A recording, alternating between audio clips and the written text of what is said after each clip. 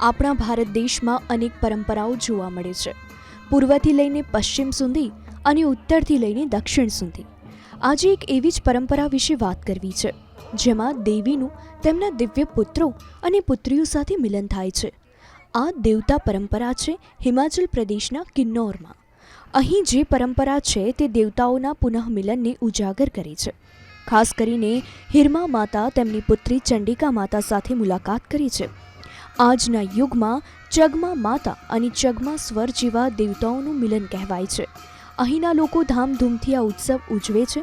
કિન્નૌરના ઇતિહાસ મુજબ હિરમા માતાનો સંબંધ બાણાસુર અને વાન મહેશ્વર સાથે જોડાયેલો છે.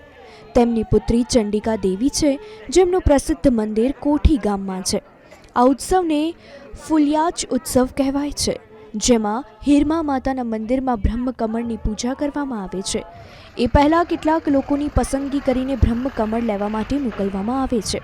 ઊંચા પહાડોમાંથી બ્રાહ્મણ કમળ લાવીને પૂજા કરવામાં આવે છે.